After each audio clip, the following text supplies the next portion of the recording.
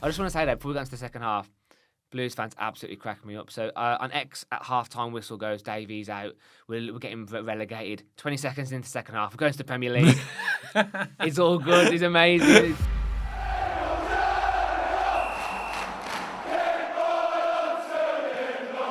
So welcome back to BCFC Royal Blue. And on Friday evening, Birmingham City drew 1-1 away at Wrexham. Now, it was very much a game of two halves.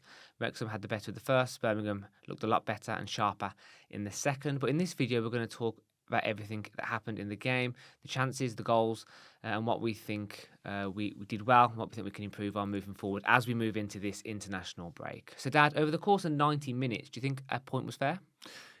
I do. I mean, you used the term a game of two halves, and I was thinking that as well. And it really was, wasn't it? You know, at the end of the first half, I thought we're in trouble here, the way we were playing.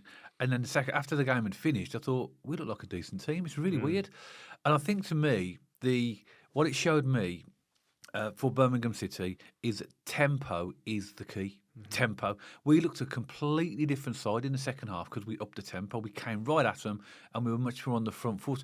In the first half, we'll come and break down the game in a minute. But in the first half, we just looked slow and sluggish, and there was no movement up front. And we were in possession. And Chris Davies said that we dominated the ball in the first half. Well, we've said before, dominating the ball's fine, but you've got to do something with it, and that's the problem in the first half, I believe, is that we did have plenty of possession, but when we got the ball, it has to go sideways and backwards because there's no movement up front. Well, in the first half, Dad, we had 70% plus possession in parts of it, but Wrexham looked the most dangerous team. So yes, it just shows you that you can have all the possession you want. If you're going sideways and backwards and not having movement and momentum and a bit of tempo, it's irrelevant. Because Wrexham could have been 2 or 3 up at half time. Exactly, and they should have been really. And they showed us really what we should be doing in that final third. They shoot on sight. They get a chance, they have a shot, and they get balls in the box. And they don't dally around with the ball. Exactly. They're positive. So I think their problem isn't going to be their forward play, because I think they'll score plenty of goals. The red flag for Wrexham's the defence. It's their defence, but I think we can look at them in the way that they play in their forward line, and we can take a lot from that and say we should be doing that, because there's no point in having possession unless you're going to actually make some goal scoring chances. I just want to add to your original point, Dad, because that's my big glaring red flag is pace and speed and momentum and actually shifting the ball quickly. And the other one, which is kind of, they marry up quite nicely, and Chris Davies was shouting this constantly in the first and second half, was movement. Yeah. We look too static. Yeah. Our players are looking for options and runs. I mean, we talk about Stansfield making good runs and Kyogo making good runs, but I'm talking collectively around the team.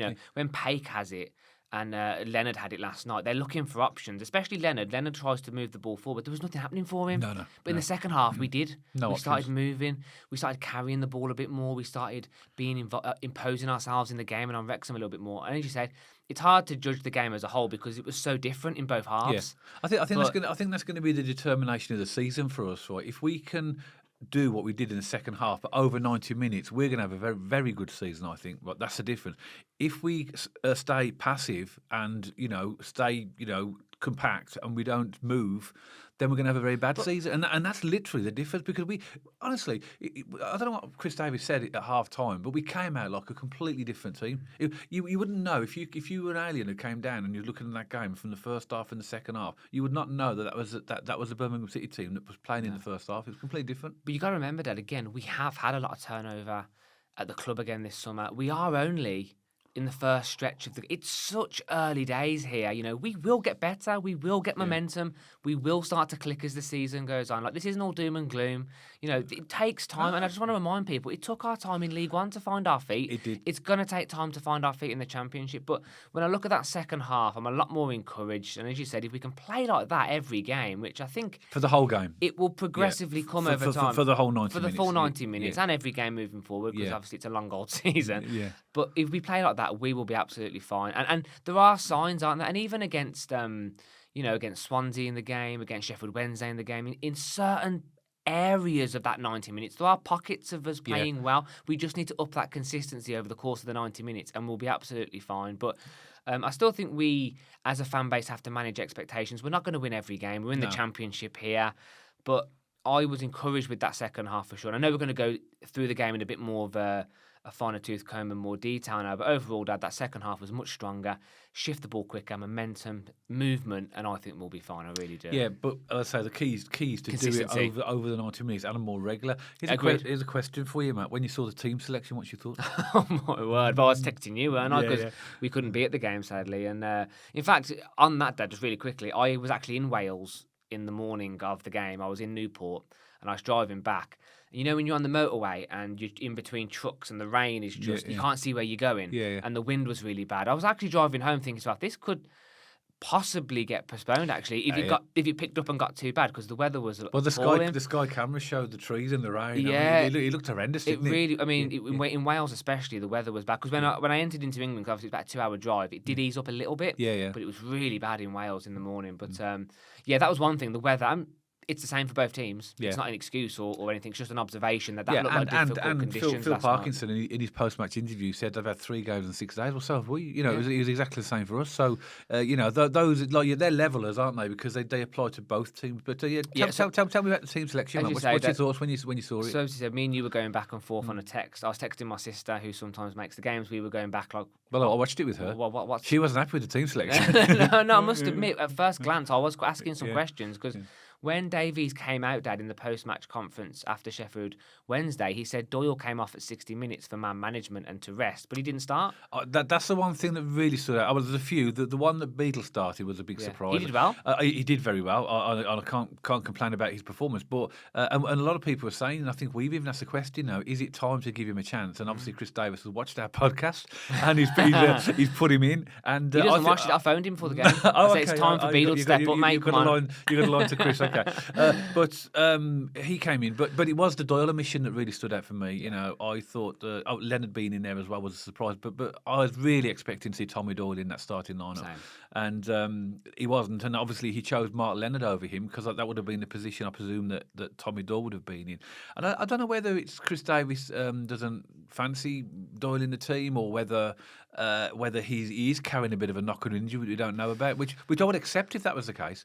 But we just need transparency, don't we? Because as a fan base, we're all scratching our heads going, what's going on? If he just comes out and says he's not fully fit or he's got a niggle or something, we can all accept that. But to come out and say that he was rested, then not start, and he was our best player against Sheffield Wednesday, it seemed a bit weird to me. Yeah, it did. I get the Dykes inclusion because of who we were playing. Physicality. Yeah, so I felt that was probably, and obviously Robinson came back in from his suspension. There was 2 red flags for me. That Doyle was the big one, and Tomoki Iwata at right back as well, because we had Samstead and Neumann on the bench. The commentator on Sky said that Iwata's played there loads of times. Yeah, he has. Not for us. No. But he's played in his career. I believe he's made. I saw on social media. This could be completely wrong, so please feel free to fact check me or give the correct stat. I believe he's played right back in his career 64 times. Well, he did okay. I mean, he looked pretty good. I mean, one thing we know about Wrexham from playing them before is they do like to play with width, and I thought he nullified their left winger very well. Wrexham. I mean, there's some good players in that team. Yeah. I mean, they're a completely different team than what he played last season. But what I thought was interesting is that Chris Davis said in his post-match interview, and I agree with this actually. I don't agree with what he said about the first half, by the way. I completely disagree with the fact that he was talking about us being dominant and having possession, all those type of standard comments. I don't agree. But what he did say, I think we were dominant in terms of possession, but we didn't do anything with it. So it's irrelevant. It means nothing. But what I do agree with what he said was he felt that we improved from last season, because last season in the second half we were hanging on, but this season we were the team that were more likely to score, and we finished on the front foot. So I do agree with that. But yeah, I mean, I was concerned about the game going in, as you know. I mean, I predicted for the first time in probably 18 months that we were going to lose this game. Who predicted 1-1? Yeah, I've opened the door for him, haven't I? I forgot about that. Yeah, he predicted the right score. Well, I also got it right against Swansea. Didn't get any credit for that. Okay, all right. So any score predictions, listen to Matt. But yeah, I mean, one thing that does frustrate me as well is the person who is asking the questions to Chris Davis during the Dale Moon, isn't it? I don't know who it is, but it feels to me that they're contrived and pre-prepared questions, because he's almost like. Of course they are. No, but I mean, he's actually giving him a lead. So rather than say, why did you drop Brian Alsop? you brought Beadle in to give him a chance, and then he leads him into it and stuff like that. Ask him a question. Why did you drop Ryan Allsop? Why wasn't Tommy Doyle in the starting line? Ask a direct question, and he almost as if I know it's a Blues channel. I suppose he's going to obviously have to be careful how he asks questions, but that's what Blues fans want to know. We want to know the honest answers. Sky asked him why did he drop Allsop.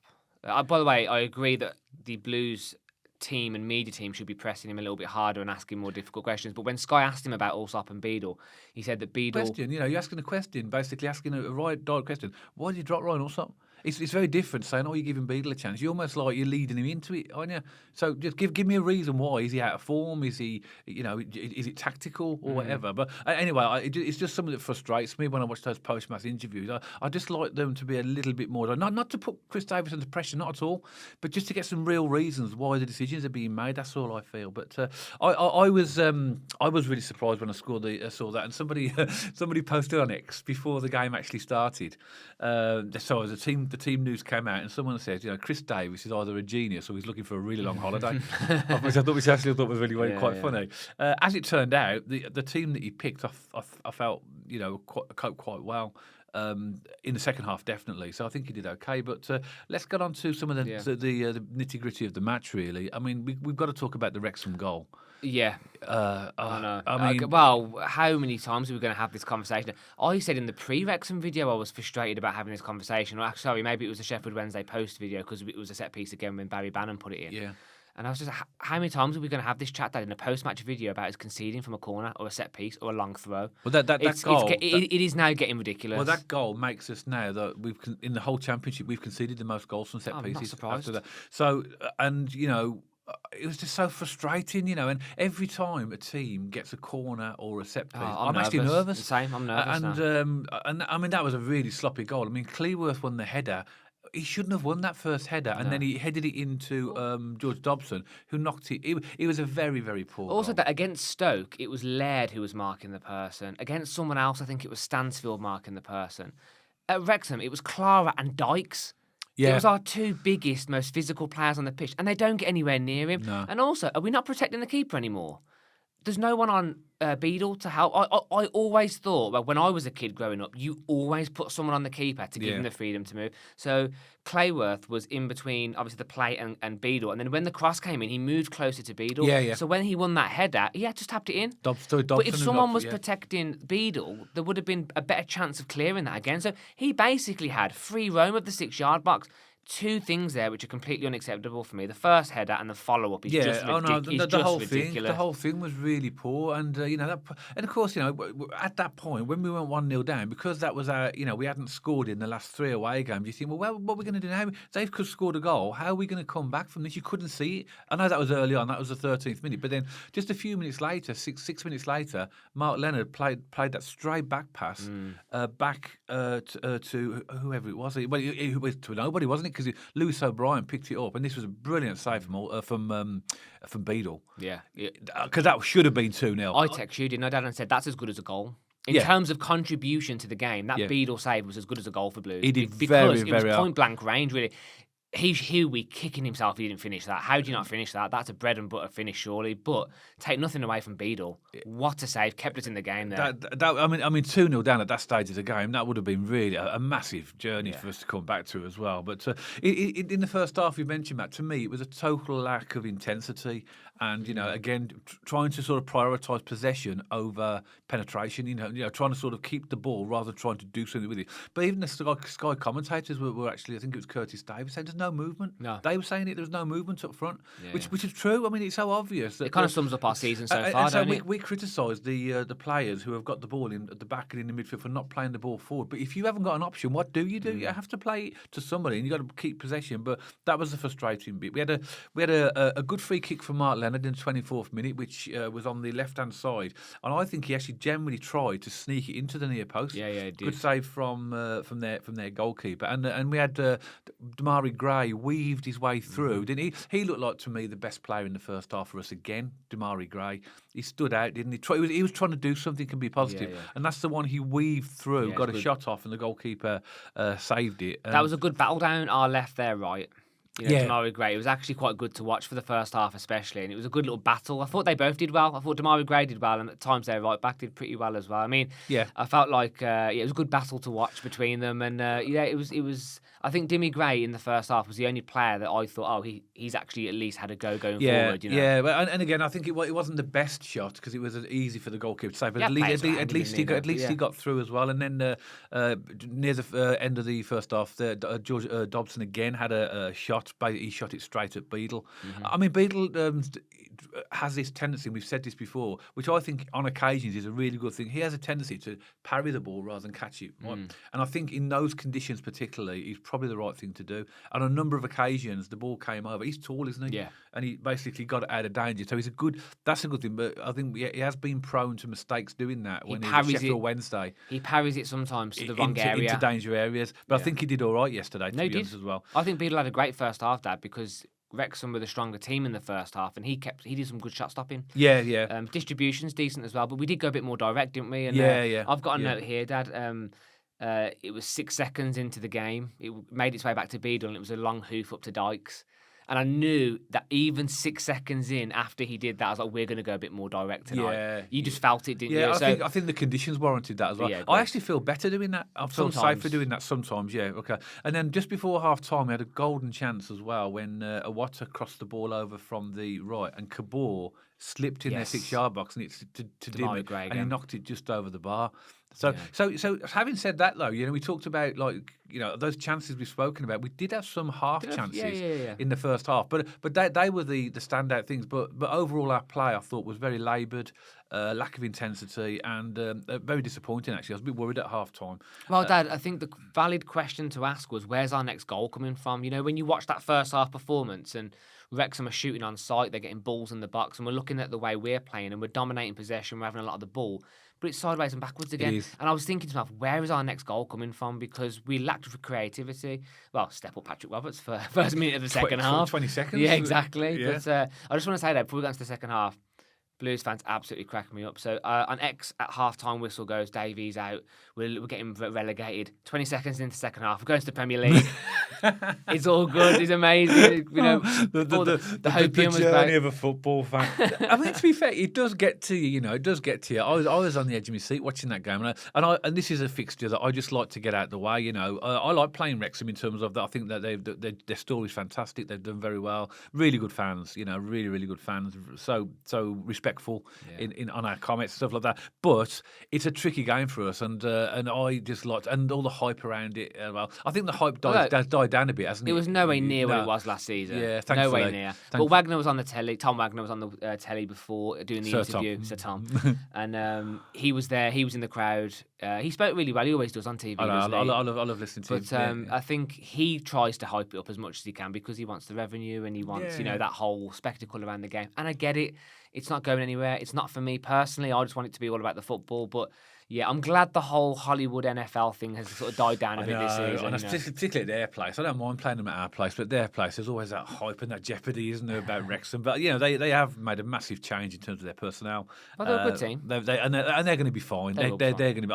I think they're going to be. I think they're going to be very similar to us. I see both our teams as being mid-table, based upon what we've done so far this season. Could be improvements if either of us can make a push, but I think performance-wise, they were not too far away from each other. I think first half Blues, Dad, are like 12th to 18th. Second half Blues are sort of 12th to 6th, maybe. It's bizarre, isn't it? Yeah, it's weird, isn't it? It's really strange. But let's talk about our goal, because it came completely out of the blue. We all sat down, and no changes at half-time. No. And then suddenly the whole game flipped on a moment, and it was good play. If you look, Lyndon Dykes won the ball, or pressurised them so that they lost the ball, and he broke to Jay, made a surging run, didn't he? And he laid the ball off and again a diagonal cross run from Patrick Roberts, which is movement, and put him through. And I always felt he was going to finish that as well. I always felt the goalkeeper came out and he slipped it past him. I thought that was a very good goal. And I thought, where, is that us? I was watching that and thinking, where's that actually come from? It came actually nothing. I reckon he must have had a rocket at half time. Yeah. 'Cause Chris Davis wouldn't say this on the telly, but if I was a manager, I would have given him a rocket at half time. Yeah. And he obviously said something, whatever he did, fair play to him, because that put us right in. And that gave us the confidence then. I think it silenced their crowd completely, because obviously it's a bit shell-shocked from them. But yeah, that made it 1-1. I thought that was a good goal. Our first away goal in 4 games as well. That's mad, isn't it? Yeah. That really is. But 3 things for me, Dad, as you said. The Dykes, physical, winning it. He's arguably one of the only players in our team that is able to do that in the final third. Because if you take him out, we do lose that physicality. Yeah. So I think a windy night in Wrexham was probably the perfect game for him to start. I actually expected Dykes to be in the starting lineup. I think I put when in the pre-match. I think I put him in the team because they are. You do need a bit of physicality, particularly when you're going to places like Wrexham. And it was no surprise. And of course, we had Stano. There was a concern that he may be injured. Kyogo was on the bench, but he looked good when he came on. Kyogo, I thought he made some good runs. And what a shame that disallowed goal. Yeah. What a finish! I mean, no one's going to even see it because it didn't count. But well, at least the Blues fans... It was offside, to be fair. Again, Dad, the Blues fans were saying that on social media for the first time. His finish was amazing, but his movement let him down. It's been in reverse before, hasn't it? Yeah. Sorry, I was just quickly on that first goal because I was just making a quick point. 3 things for me. Dykes being able to win the ball back was fantastic. The ball from Stansfield into Roberts was amazing. And then the finish, of course, was great. So 3 things linked up there for that to work really well. Really incisive. And as you said, we went on the front foot then from that moment, really. But just after that, about 6 minutes after, Dimmy, fantastic cross from the left over to Dykes. Now, why are you trying... he should have tried to head it. I mean, it's hard for us to say because that comes in quite fast. They're the type of chance. You try those with your foot, you're going to pull your hamstring or injure yourself doing them. But at least he weren't far off actually with the end of his toe. But he's much more of a header of that ball. But maybe the pace, it was just not. Wind as well could have made the a difficult game. It was a half chance. It was a half chance, and then clearly from that point onwards, you could see that Chris Davis has actually said increase the tempo because the tempo increased. On that note, though, Dad, Dimmy's class, isn't he? Yeah. He's class. Like he's got the dribbling, he can take it past someone, he can shoot, he can score, and he's got a delivery on him. He's a proper threat for us, and he was the standout player for us, if you could say that. Really, in the first half, nobody really covered themselves in glue, but he was the biggest threat. Also, and in the second half, he did well. I think he loves playing for Blues. I think obviously he's a Birmingham lad, he's a Blue Nose, and we didn't pick up on this in the post-match against Sheffield Wednesday, but after he scored in front of the tunnel, he was kissing the badge. Yeah. Proper lovely moment. So I love Dimmy, proper local lad. Yeah. Allsop as well. I like having Blue Noses in the team. Yeah. Because they get it, don't they? So I love seeing Dimmy. He's almost unreal to see him back, to be fair. Yeah. I didn't think he'd be back at Blues at 28. So it's a good age for him to be back. It's great to see him back. I think I think he will see the best of him as well, and he's definitely made a decent start. He got his goal against Sheffield Wednesday. He's creating goal threat chances, so I think he'll improve as well during the season. Yeah, we had a bit of sloppy defending as well. I mean, 63rd minute, Dykes was substituted for Kyogo, which I thought at the time was a good substitution. Yeah, because I think we were at that point we were on the front foot, and I think Chris Davis wanted to shake things up front and give them something different to think about. Mm-hmm. And but we did have some sloppy defending as well. There's one ball just after that substitution that came across when the ball came across, and then it was in our box, and then I think our player tried to kick it forward, but it almost shinned it, and it went backwards out for a corner. Yeah. And you think they're the type of things that you give a team like Wrexham a corner, they're dangerous on stuff like that. So you've got to be careful. And it could have been the conditions and the rain and the wind as well. But just after that as well, Stano played Kyogo through on the right-hand side, and he should have shot at goal. And I don't know if it was a shot, but it was a really strong, appeared to be a cross. It was a cross, yeah. But anyway, again, a confident Kyogo scoring goals, goes for goal there, I think. But he didn't obviously amount to anything as well. And then more substitutions in the 69th minute. Damari Gray and Patrick Roberts, the 2 wingers, were taken off and replaced by Keshi. It's good to see him back. It is good to see him back. I always feel with Keshi, you do feel a bit more solid up front. He's a physical player. He's strong, isn't he? And he showed some good little cameos as well. I think if we can get him fully fit, he's going to give Damari a real run for his money in that position. Yeah. Because and also don't forget Keshi can play on the right as well. Exactly. Although we have got other options in there. I've always felt Keshi looks the best on the left, personally. Yes, me too. Too. But I think that at the moment that's Damari's position, but it gives Chris Davis the options to shake things up on both sides. So it's nice to see him back as well. 73rd minute, Kumas played a ball across the 6-yard line. And he's just behind Kyogo. He looked good, Kumas, I thought, when he came on. Little moments. I think, again, I just don't get the flack he gets. I understand the delivery. he definitely needs to get a better cross on him, and he's definitely quality in the final third. But he is a nuisance. He's got ability, hasn't he? Every time he comes on or he plays, he does go past his player. He creates problems. He's a nuisance, and I quite like him. I thought that ball I was just talking about that he played there was the perfect ball. Yeah. But it wasn't his fault. It was in the right position, and he was behind. But we should have had another player. You need someone taking a gamble, don't you? Anticipate. Yeah, Take a gamble. Yeah, that's the type. Again, I'm reluctant to say this. That's the type of position that Alfie May would have been in. You know, that type of player that can anticipate the ball going in. I mean, Kyogo was in a good position, but the ball went behind him, so I think he'd gone a little bit too early. If you've got a poacher with natural goal scoring instinct, they're probably there scoring that, aren't they? Yeah.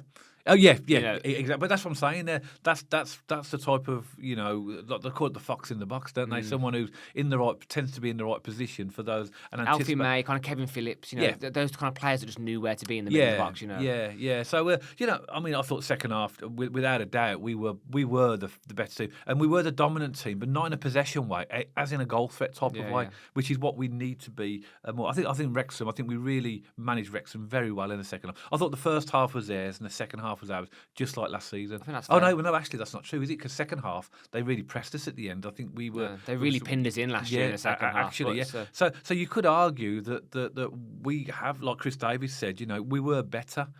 We did show improvements against Wrexham compared to last season in terms of our performance, but ultimately the result was the same. Yeah, 1-1 exactly. So actually, have we improved? And I think that if you take the chances at face value, if you look at both halves objectively here, you know, they had that chance where Beadle saved it. They had a couple of, you know, set pieces and stuff, but they looked dangerous. They had a couple of chances. We had a couple of good chances. I think both teams will leave that relatively thinking it was a fair result, in my opinion. Yeah. Maybe Blues. In the end, I was happy that we picked up an away point and we scored an away goal, and we could have won that game. But you know, away point is a good point. But that's what I mean. If you look at both teams and go, Wrexham could have won that and Blues could have won that, you're probably thinking it's a point away for both for both teams is probably the fair result for me. I'll tell you a player that they've got that I really like is Akabor on the right wing. I think he's on loan from Manchester City. He looks a bit of a threat. He's got a bit of pace. I think he turned Cochrane inside out a couple of times. I mean, Cochrane did well actually. I mean, you know, I thought he did do well. I think Cochrane is a good player. The thing that worries me, you know what I'm going to say, and I know Blues fans are going to know what I'm saying. They get it, is it's just pace. I do worry against pace, but I think in that game, I think with him, it's just about getting his timing right, and you know, because he gets the challenges. I think a few times he's been caught out, but I think he's learnt from that. I think he's a lot tighter to his players now. I like Cochrane, Dad. I think he's a good player. What I do like about him as well, he's quite intelligent. So, you know, when he was like on his back, he did that thing with the defenders time their fall, and the referee's always going to give you a foul. It's quite clever defending. I mean, I say it's clever defending when Cochrane and our players do it. When opposition does it, I find it so frustrating. Yeah. But it's that thing, isn't it? You know, if you get a nick as a defender and you're, you know, jockeying the ball and you go over, the odds are the ref's going to give you a foul. Yeah. So he does that quite well. He manages the game well. He's quite intelligent. But yeah, my only thing with Cochrane is if there's a real pacey right winger, I do get a little bit nervous. But credit where it's due. Good performance. No, he did really well. So I think overall for me, you know, I'm happy that we managed to get an away point. You know, it's another point on the board. Obviously, Wrexham haven't won at home yet this season, and we weren't their first victim. They will win. Yeah. They'll win at home. I mean, they are going to pick up points. Wrexham. They're a good team. Yeah, I liked you know, you go through their players that they bought in. That Lewis O'Brien, okay, that he should have scored, but he looked really good. He's got some great stats as well. Ben Sheaf, you know, I like that Kabor as well. You know, Kiefer Moore, Nathan Broadhead. I thought by the way, we managed him very well. Yeah. I think Clara particularly really looked after him. But overall for me, I'm glad we got the point. I'm glad we've got this fixture out the way. We now go into the international break now in a bit better spirits than we would have done from the last few fixtures. So, and hopefully give us the opportunity to get a few injuries back. But overall for me, I think in the end, when you look at both halves, a point was probably about right. We probably edged it in terms of chances in the end, but actually, first half, I think they could have had a couple of goals. So 1-1 was a fair result. As you say there, we move into the international break now. Gives Chris Davies and the boys a bit of a break, chance to correct some areas. I think movement will be a big one, tempo will be a big one, hopefully. Hopefully we come back then, a stronger team, and start to get a bit of momentum, because I feel like we've had, if we take this international break from the last one, we've had a bit of a clunky couple of games, haven't we? A couple of inconsistent performances. So for me, when we come back from this one, I really want to see a consistent thread. Even if we lose a few games, if we have a consistent identity and we know we're working towards something, I think we will all get on board with it, won't we? As long as we start to see the green shoots of sort of Just you one know, very yeah. quick So go on. final point for me as well. Those green shoots of recovery for me would be to start to see more of a settled team as well. Yeah, There's so many changes every game, and I think I don't think injuries are helping though. no, they're not, and that was forced against Wrexham, some of those changes. But I think that you've got to get past the point of trying things out. You've got to say, okay, that's the man in that position, Yeah, and then change it where you have to. But I think there's too many yeah. changes. We need to have a more settled team for me, I and think that to me would be where we would start to real settle down in the season. Then. I think every manager has the right to sort of get to October. I mean, unless the performances are drastically rubbish, and we're not there. I mean, like every manager has until sort of October, November to really settle. I mean, look at Yeah. Coventry. Historically, they don't get fired until December, January, Yeah. and then they go on a mad tear. So, like, Not this season. No, they're doing very well this Yeah. season. But I'm not taking that model as what we're doing. I'm just saying that sometimes it takes a bit of time to Yeah. get firing, and Yeah. that's not necessarily a bad thing. We're finding our feet, Yeah. and I think we'll be just fine. Yeah. But as always, Birmingham City supporters, we would love to hear from you. Please let us know your thoughts in the comment section below. And Wrexham supporters as well. Maybe you watched the pre-video. Maybe you've stumbled across this video for the first time, seeing your logo on the thumbnail. Let us know your thoughts in the comment section below as well. But as always, we say this on every podcast. We are a family channel. So if you are going to comment, please keep that respectful. We don't filter opinions, but we do filter sort of bad language and swear words. So that will get banned or blocked. So please keep it clean and we'd really appreciate it. If you liked the video specifically, please don't forget to give us a thumbs up and check us out on our social media channels. We have an X page, we have an Instagram page, and we're also over on Spotify, so you can watch or listen to us over there. If you haven't already, don't forget to press that big red subscribe button and press that bell icon so you get notified every time we post. And myself and Dad will see you on the next one, all about Birmingham City.